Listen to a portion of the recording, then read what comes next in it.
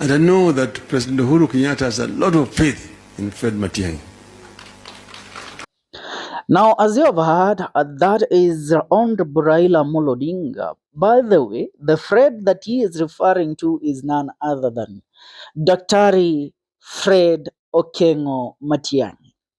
Now, the man, the myth, the legend, Fred Matiang'i, the moment that he stepped his feet in the Republic of Kenya on Thursday after returning from North America, where he had been working for the World Bank, the political ties in the country have started rolling, and everybody is speaking and planning on how they will associate themselves with Fred Matiang'i.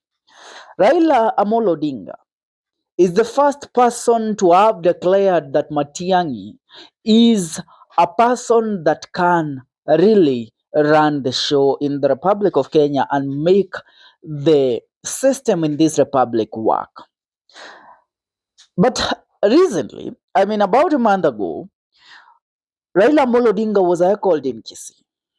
The reason why Raila Amolo Odinga was called in Kisii is because the previous day he had gone to Kisii for public engagement over the MOU, the Memorandum of Understanding between him and President William Ruto. And once the journalist in Kisii asked him a question, what is his take in regards to Matiang'i vying for presidency? And Raila went ahead to say, one community cannot make Matiang'i the president. Matiang'i cannot be made the president by the Kisii County and Nyamira County people alone. He deserves the whole country. And they said that Matiang'i can't be the president. But allow me to play to you this clip so that you will understand why Raila Amolo Odinga has changed his stand. Now, this one will make you understand why Raila Amolo Odinga has changed completely his tune in regards to Fred Okengo Matiang'i running for the presidency in the Republic of Kenya. Msikize baba. And very hardworking person. And I feel very, very happy to be back here to talk to my people here and to listen to my younger brother, Fred. Fred is a very intelligent and very hardworking person. That is Baba, by the way. Those are praises he was teaching at Egerton University, giving to Raila Amolo Odinga. Raila Amolo Odinga giving to Fred Matiang'i. And I know that President Uhuru Kenyatta has a lot of faith in Fred Matiang'i.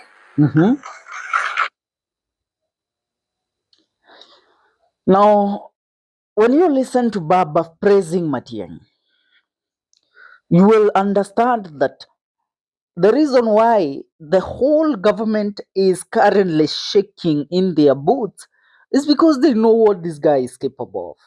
They know Matiang'i is capable of turning around every person in the Republic of Kenya to vote for him.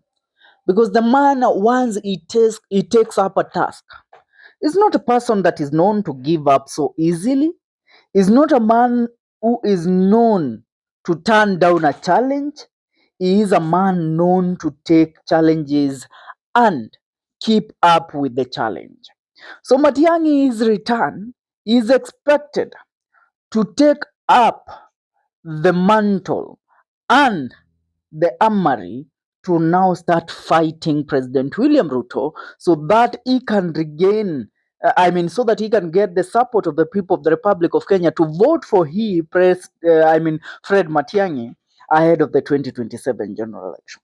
I tell you, Fred, even Raila knows Matiang'i is the real deal when it comes to a competent challenger of William Ruto ahead of the year 2027.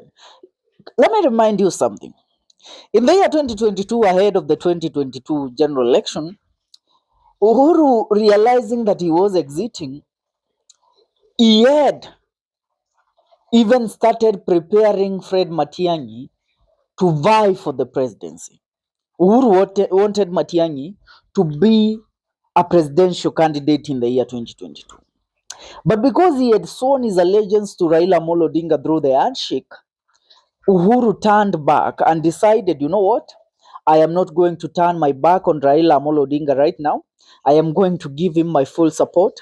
But I know if there is a young man that can really take up the mantle of running this country towards the right direction, is none other than Fred Matiang'i.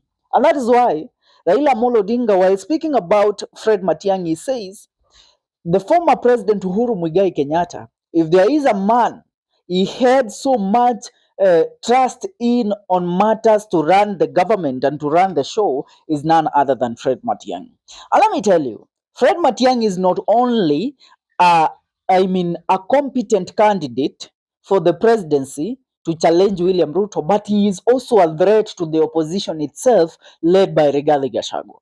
Let me tell you, Rigathi Gachagua has enjoyed so much attention since his impeachment. And it has gotten to him to a point that Rigathi Gachagua thinks that actually he is the one running for presidency come the year 2027. But in real sense, we know Gachagua can't run for presidency. And Gachagua knows, if there is a man that is a great threat to everybody, is Fred Matiang'i. And that is why, after Fred Matiang'i's return, the all opposition led by Kalonzo Musyoka, Martha Karua, Rigathi Gachagua, Eugene Wamalwa called a meeting. They called a closed-door meeting, which was a meeting now to see on the way forward to engage with Matiang'i.